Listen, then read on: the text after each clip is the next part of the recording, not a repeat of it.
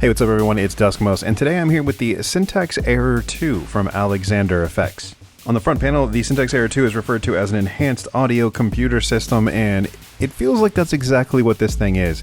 It's like a little audio computer. Also, as the name might suggest, it is the second version of the Syntax Error. This one has a few more features, has a little bit more control, and has a screen. Yeah, definitely an upgrade from the first version.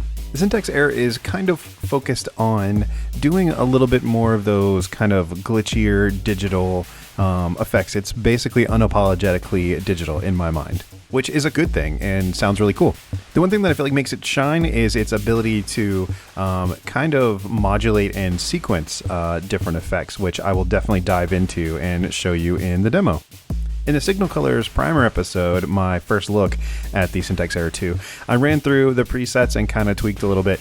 And in this full-length Signal Colors episode, what I'm going to do is actually dive a little bit more into what's going on the screen. So you'll notice that I'm going to zoom up and really kind of focus on what's happening on screen on the Syntax Error instead of just kind of my normal perspective. So from here, we're going to take a look at the I/O and the knobs and control, and then we'll dive in and hear what it sounds like. So let's check it out. This is Signal Colors.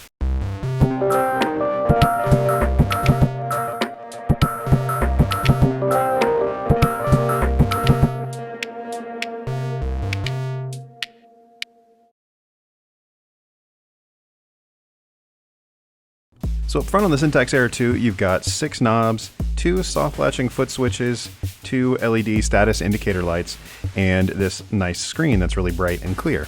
The mode knob clicks when you twist it, but it also doubles as a button.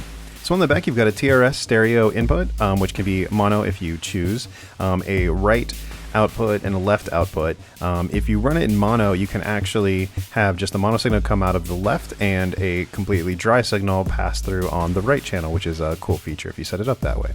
You've also got a USB jack, which is good for MIDI, and you also have the 9-volt power and the multi-jack, which you can set to be different types of control based on how you have it set up. You'll see when we run through the demo how A, B, X, and Y relate to what's going on screen. They're basically just labeled random letters, but that'll become a lot more clear once you see it in practice. It might as well be 1, 2, 3, 4. It really just doesn't matter so much. The mode knob clicks, as I mentioned, and it switches between the different modes. If you press it, it'll switch between different pages in the menu, and if you do a long sort of press and hold, then it pulls up the menu. The mix knob is mix, but then it also is just a data knob as well, so it's just a rotary encoder that will allow you to change what is on screen. The left foot switch is the control foot switch, which turns on and off the sequencing that you can set up in the Syntax Error. And the right foot switch is a bypass, or if you press it and hold it for a second, it'll switch to the next preset. So all this will make a lot more sense once you see it in use, so let's check it out.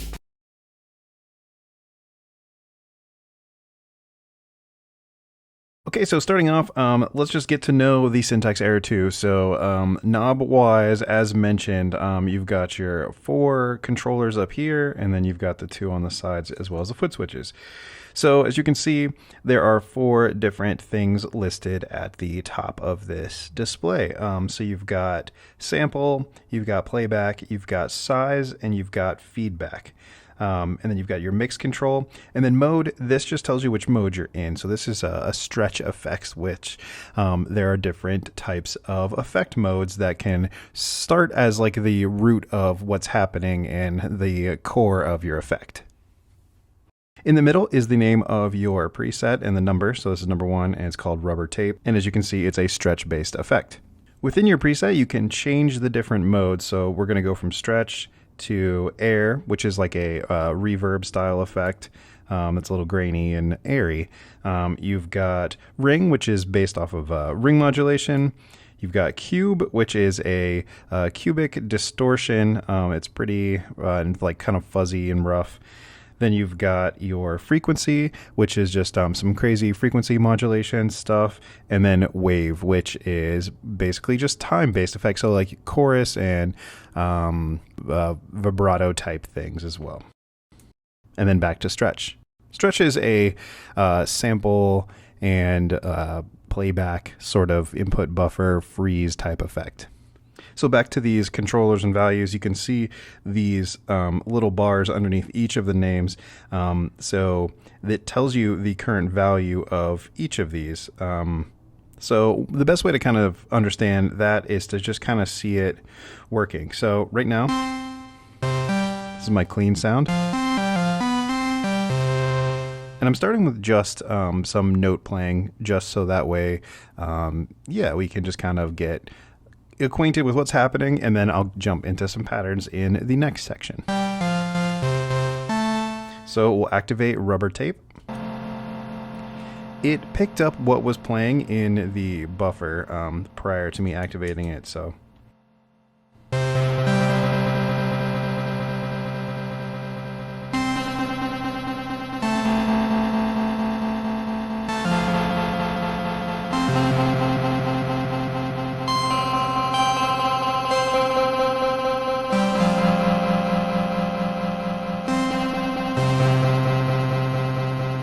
So if you want to change the sample, you can see the value changes there. It's basically like a bit rate reduction sample rate. So you see here it's real nasty and crunchy.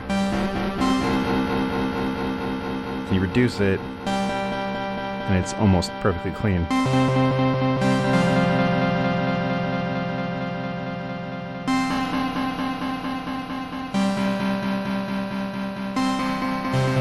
So leave it there with a little bit of sort of that rate reduction bit crush effect.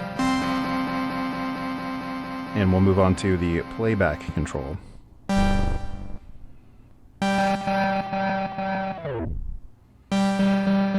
So you can see, basically, it basically goes from all the way down, which is like a fast,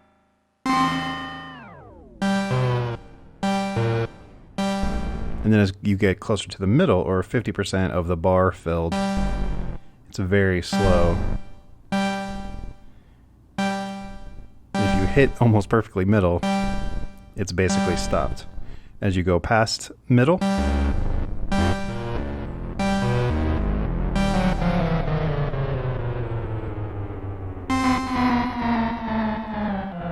of don't know what's going on there. I thought it was direction, but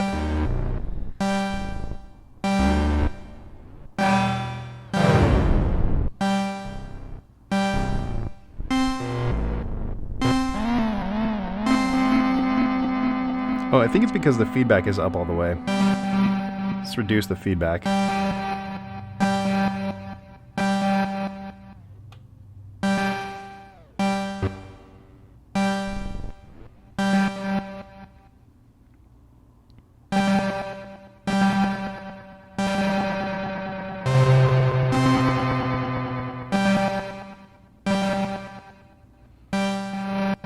This is the size control, which is just the size of the recording that is being looped back from the buffer. You see when you have it up all the way, it's a lot longer and short.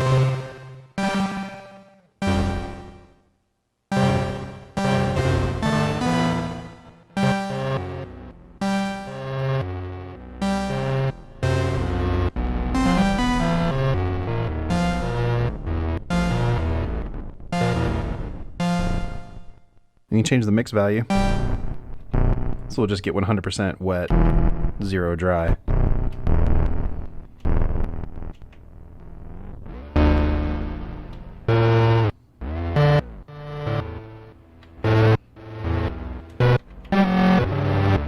Some craziness. We'll blend back in the clean.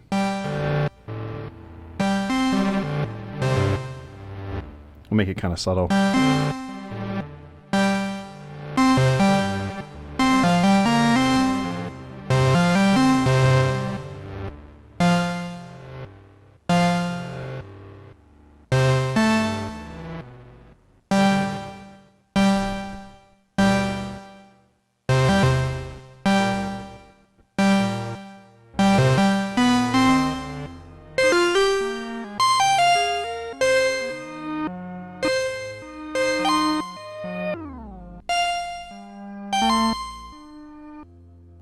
you can tell some crazy stuff can happen.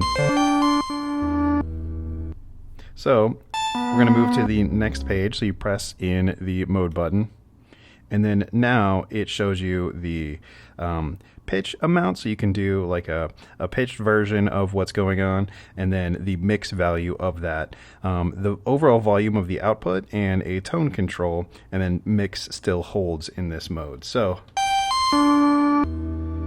I'm going to change the pitch, and I'm going to change up the mix value.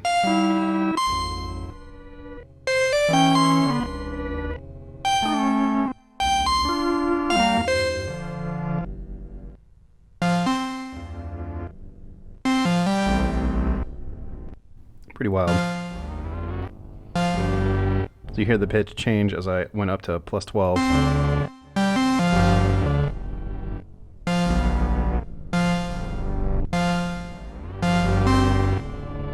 And we can adjust the tone amount.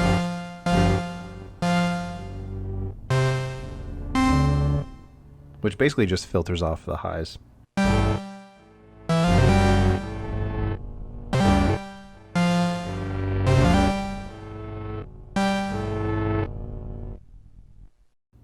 Okay, so now I'm going to record a loop in, and we'll hear how it sounds manipulating the controls in real time.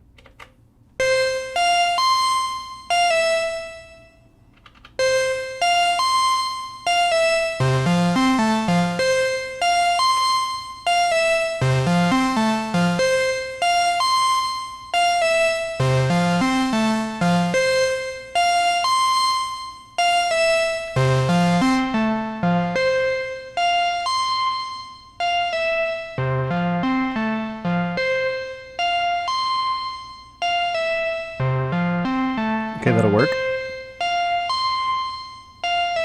Go ahead and turn on the syntax error. You can tell it's not immediately musical.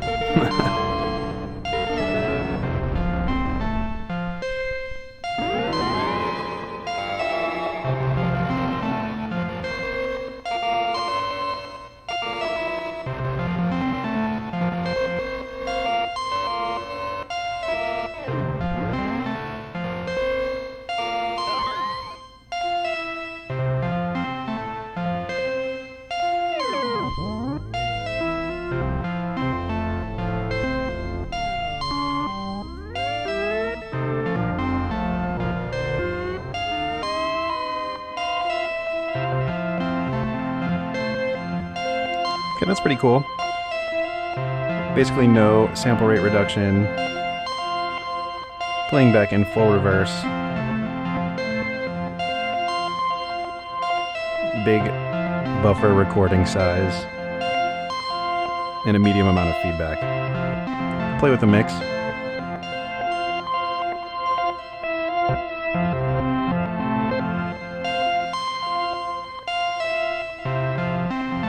So that's nice. We'll move to the next page. And so again, we've got the pitch, the mix of that, the overall volume, and the tone control. So let's see what it sounds like with different pitch values.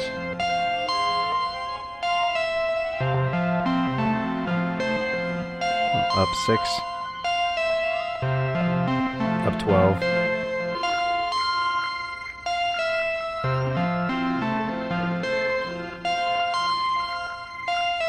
That's kind of nice. Adjusting the mix of the pitched value. See what the tone control can do for us.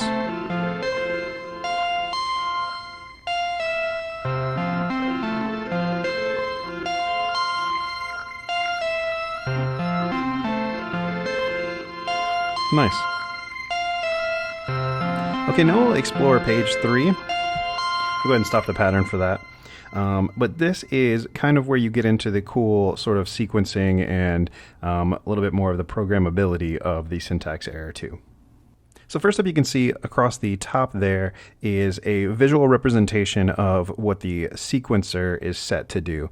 And you can change that by changing the PATT, the pattern down here, and we'll get to that in a second, but that's what that first line indicates.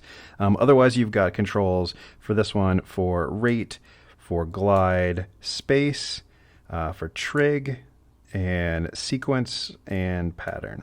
So we'll go into pattern, and as you see, I changed the pattern here with the data knob, and we've got different patterns.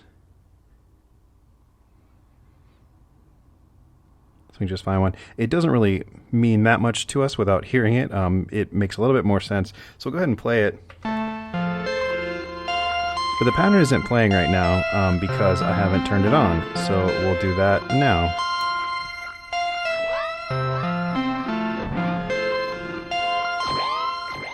So basically what this is doing is jumping through 4 sets of values.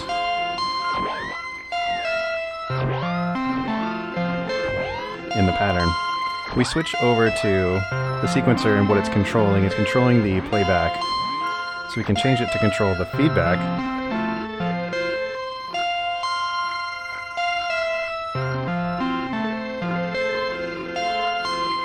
The pitch.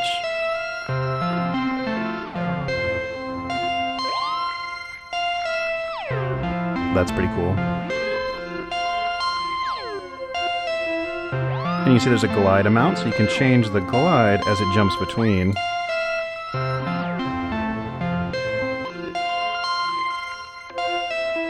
So all the way up, it's pretty fast. If you go down, it's a really slow ramp, which is kind of cool.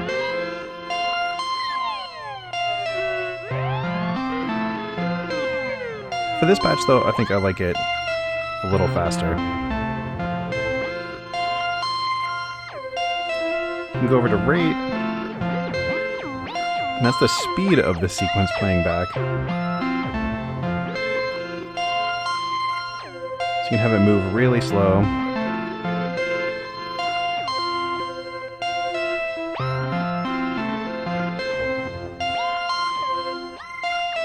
Kind of medium. Or very fast. That's turned up all the way. So if you go to glide now,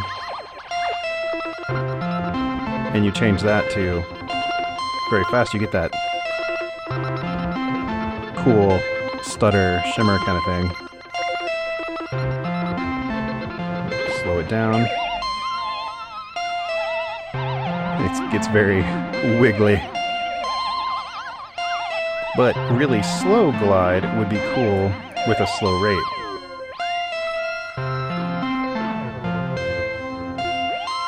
So we'll pair this movement with a very slow glide.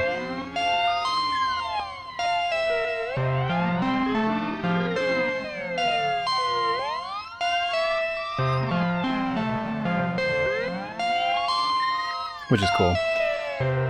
So I'm going to go back to faster glide rate. And maybe go to a little bit faster sequence here.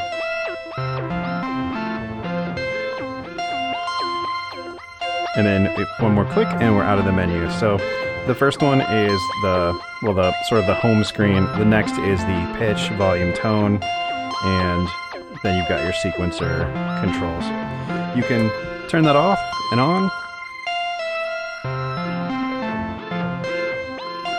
which is kind of cool. It's inaudible, so there's no like popping or clicking.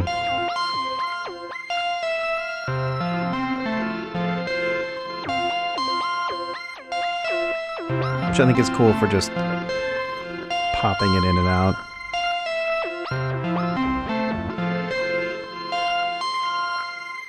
And again, fully bypassed.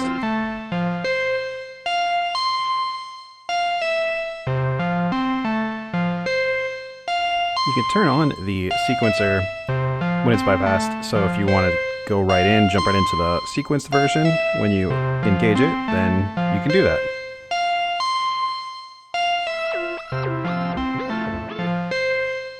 So you can just kind of punch in your effect. Really cool. Okay, now that we've gone through sort of the basic control scheme and how all of this works, I'm going to jump into my patterns and kind of just start tweaking, and we can kind of see what we can come up with. So my first pattern sounds like this.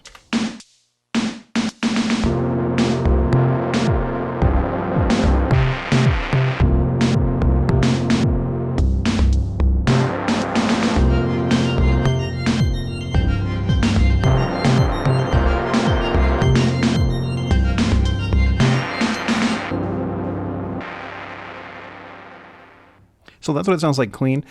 We're going to now try it with the presets. Right now there are 6 presets saved on here. I think it can hold up to 8, but what I'll do is just play through these and then tweak them, and we'll just see what we can come up with.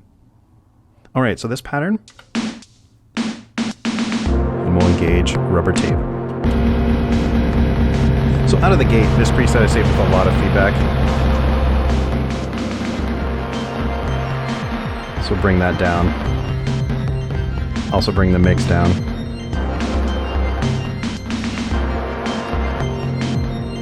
And I'll turn on the sequence and see what it does. So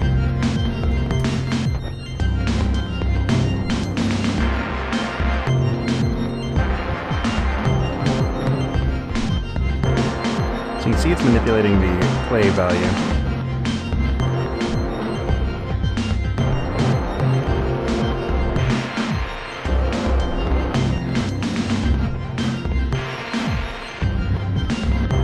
Change the sample rate.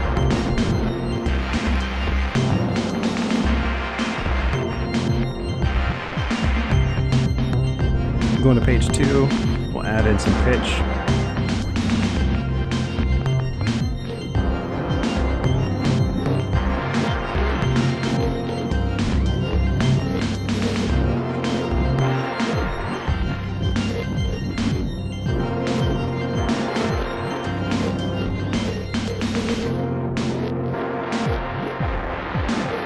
That's what it sounds like clean.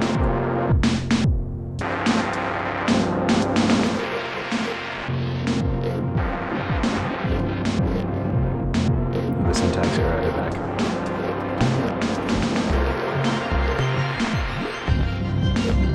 A little crazy, admittedly, on this full mix, but definitely adds some interest. We'll jump to the next preset by pressing and holding.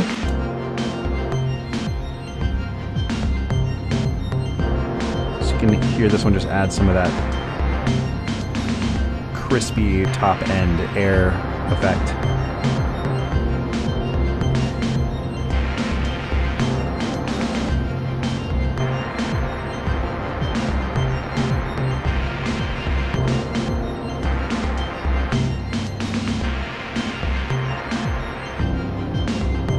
So you can see this one has different values, sample rate, size, soft, and free delay.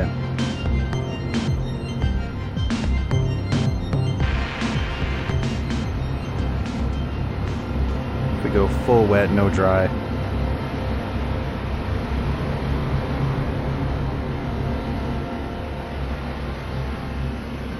You can hear what's happening. We'll start the control sequence. That's cool. Let's mix in the original.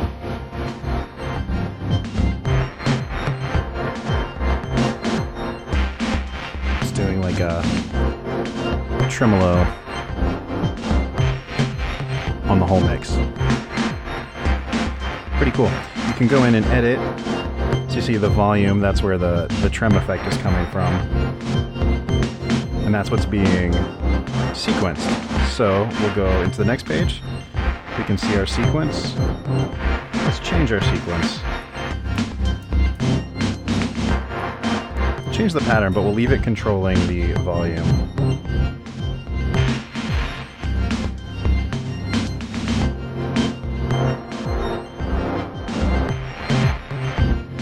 That's pretty cool. But say we don't want it to control the volume, get rid of that trem effect.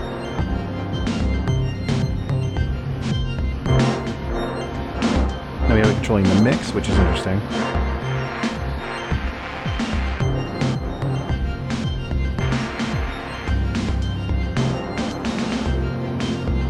Controlling the pitch value. That sounds pretty good. pre-delay.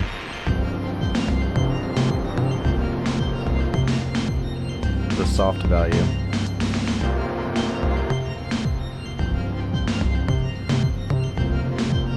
Or the size.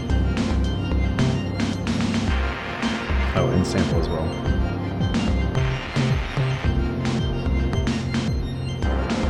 Let's say I like the pitch. We'll go to the glide amount and make a change with it. I can press that to get out.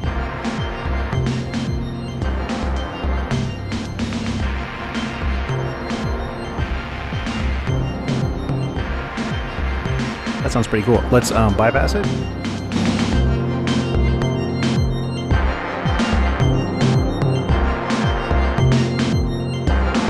And we'll engage it again. It's fully wet, so I need to mix in.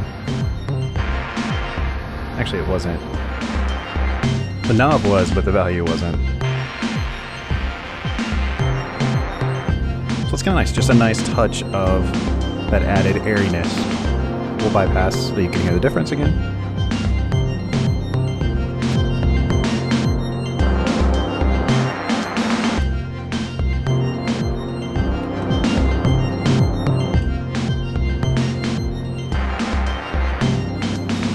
You can also go in and change the volume because it does seem to take a little bit of volume dip.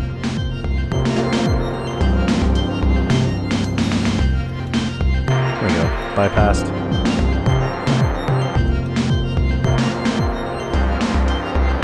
And then with the air added back in.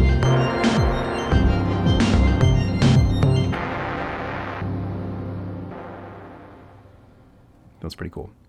All right, I'll switch presets over to Ringworm, and we'll play the pattern again. Yeah, and hear how this one sounds.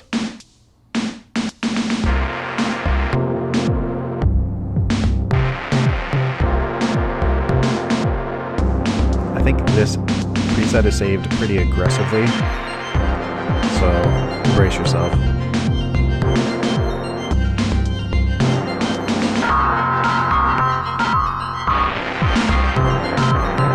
Yes.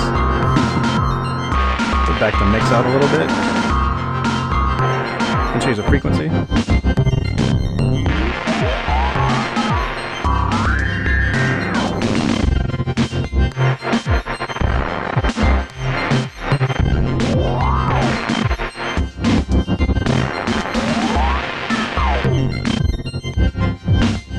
To get it slow enough that it kind of stops being a ring mod.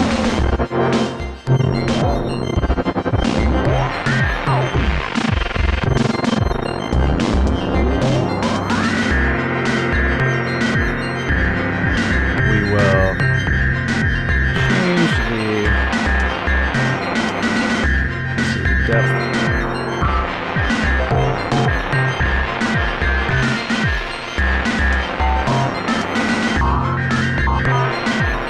There's also a random amount, so we're kind of jumping around. Kind of cool.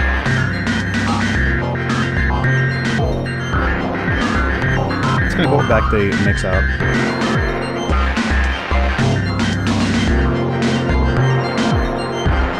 So now it's just kind of a background effect. Sort of subtle, pretty cool. We'll turn on the control.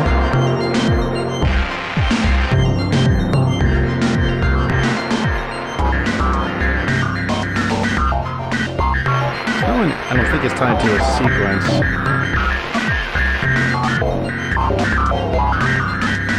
Oh, it is. It's controlling the pitch. But we already had the pitch on random, so let's take that out.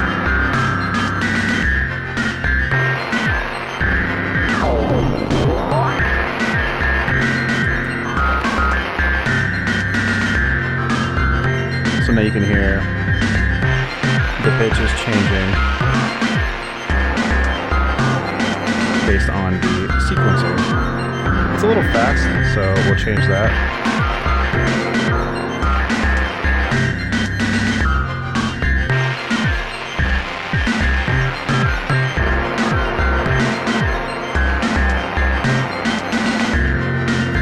But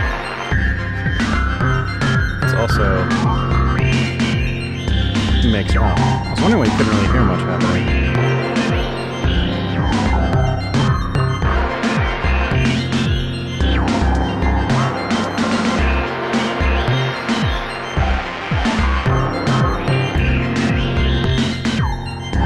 Change the sequence to control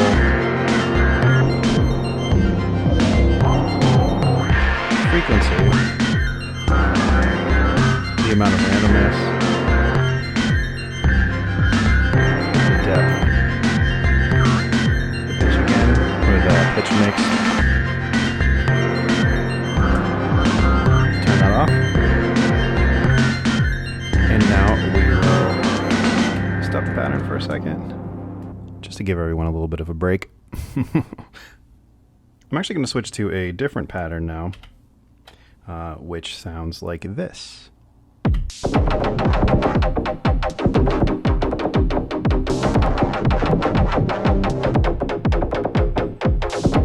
little bit more of like a hard techno kind of thing.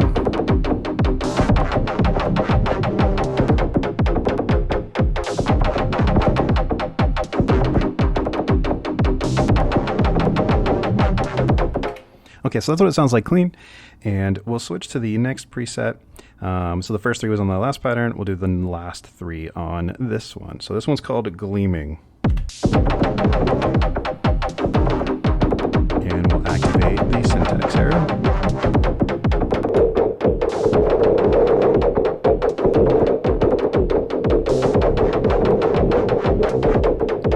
So this one's based on cube, so it's a little bit of like a distortion kind of effect. Even though it sounds like it's just playing like in a tin box. Kind of weird. Let's activate the animation. Oh, this is a momentary one. So when you press and hold it, it will do a filter movement, it looks like.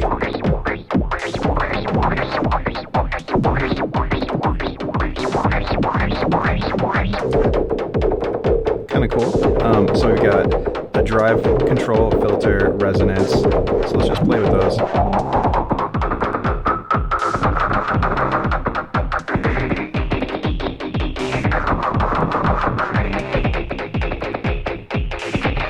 Mix it in a little bit more aggressively.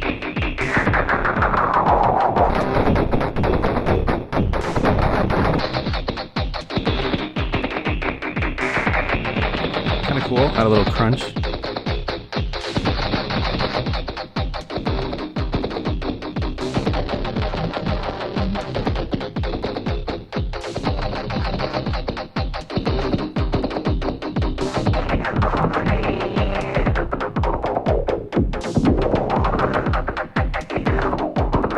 They'd be pretty fun to do with like a CV or with like a foot pedal or something.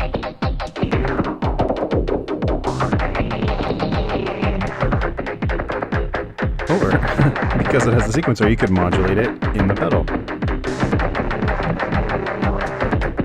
which it does momentarily. So we go into the next mode. We've got pitch and pitch mix again.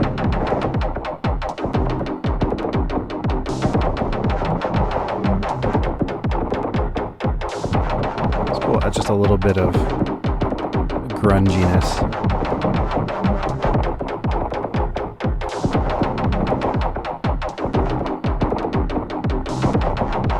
So we'll change the trigger to latching.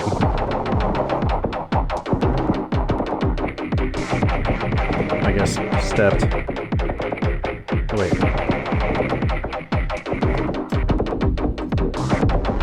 Okay, so one will let you cycle through one time, which is kind of cool.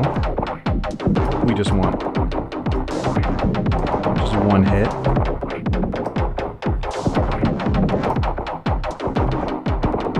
Momentary is what we had, where it goes through when you hold it, and then step will let you punch through.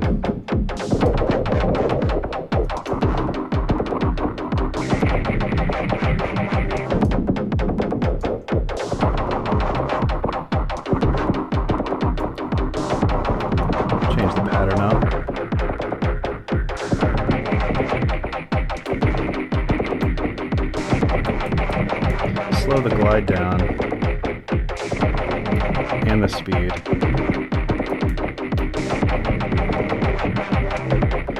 Okay, and now we'll just turn it on.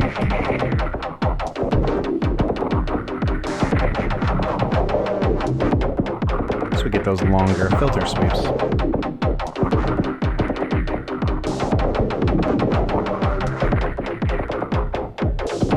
Page out of that.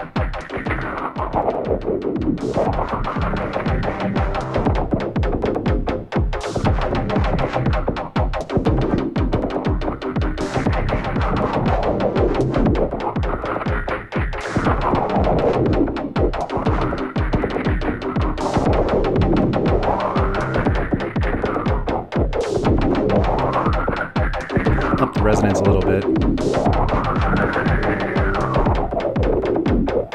Kind of cool. We'll go back to clean.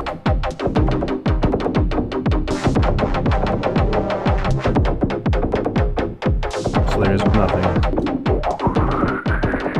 I'm adding that back in. Cool. We'll switch to the next preset. Deactivate. It's a frequency shifter. Let's hear it.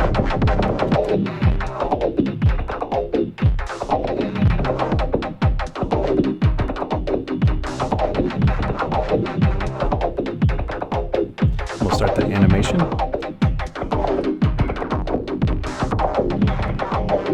Looks like it's manipulating the sample rate. Make it go progressively crunchy.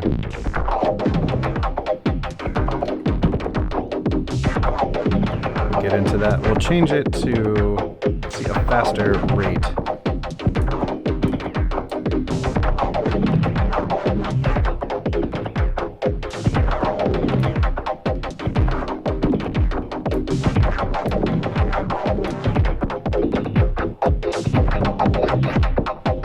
Apply it to the mix.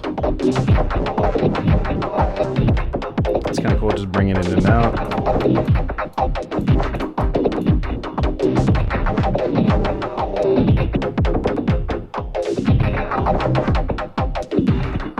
Definitely some craziness. Take the animation off. Go back to the clean pattern.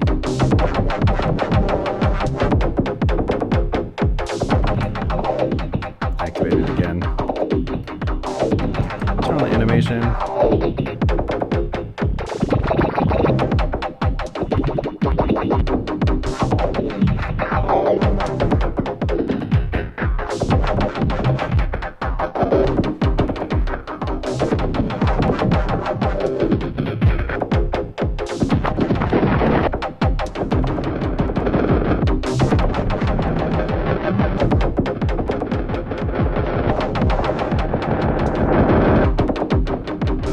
Pretty crazy, some feedback and delay.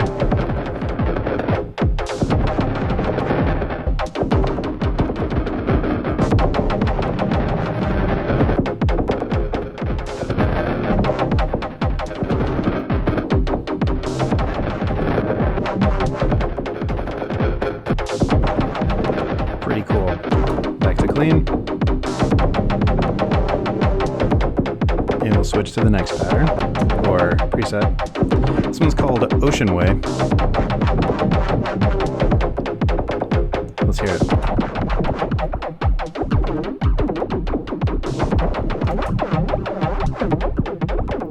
So it's some phasing kind of effect, so let's see. Got depth. And feedback.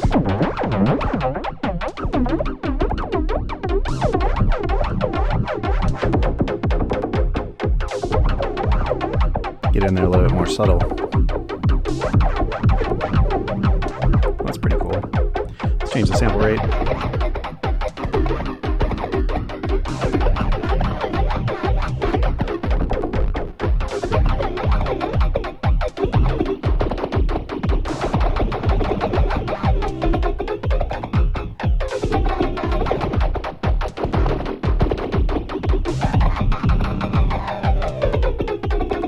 It's real slow now. Let's see, we'll turn on the sequence.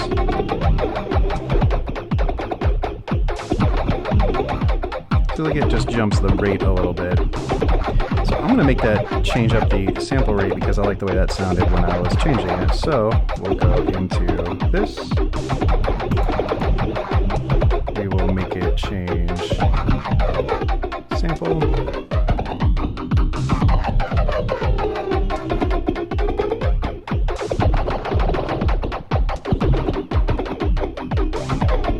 Keep it slow still on the actual phasing effect. But we're just jumping around the sample rate. I'm going to change that again. I'm going to make it more aggressive. Oops, I didn't mean to do that. So what I just did is I changed the main effect, so I kind of lost what I had going. So it went back to the preset that it was.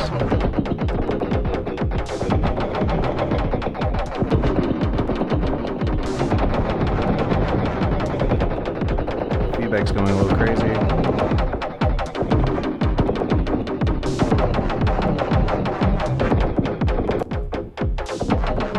And I did it again. Oh my gosh.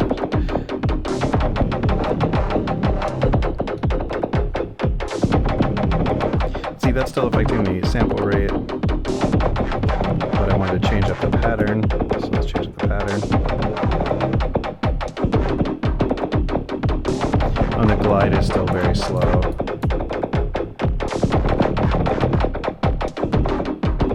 That's more than what I'm looking for.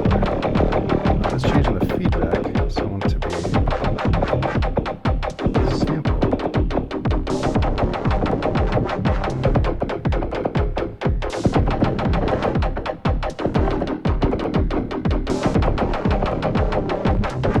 You can hear that.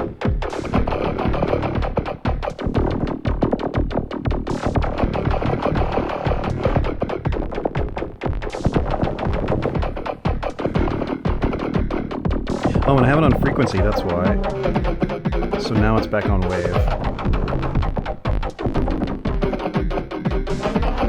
You have to make sure you don't turn this unless you're in the right screen. Otherwise you do change your core effect. So watch out for that.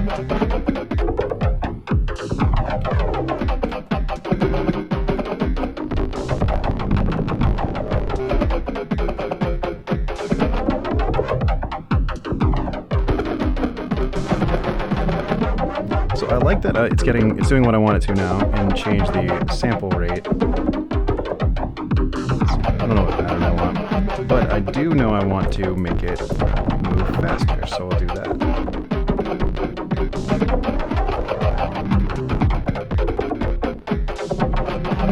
Maybe not that fast.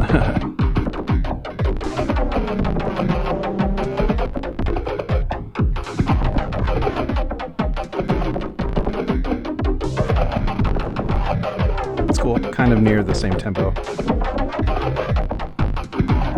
of the pattern, that is. We'll go back to clean. And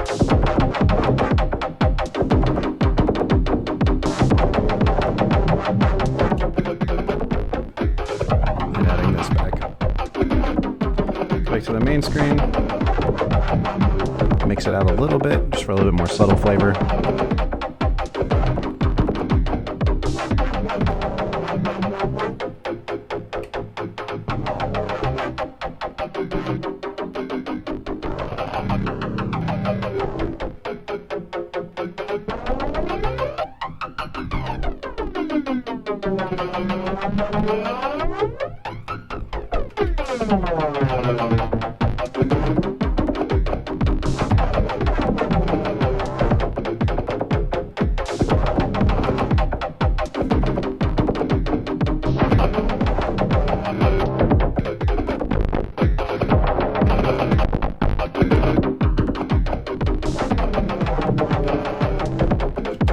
And then back to clean.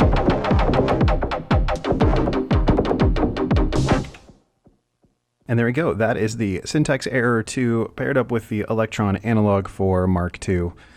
Really fun combination and sounds really cool. So, what do I think of the Syntax Error 2? I think it's a really cool very digital in a very good way sounding effect. Awesome that it's true stereo through, and yeah, there's a lot of really cool modulations, and I love that you can get that sequencer going and really kind of make things change.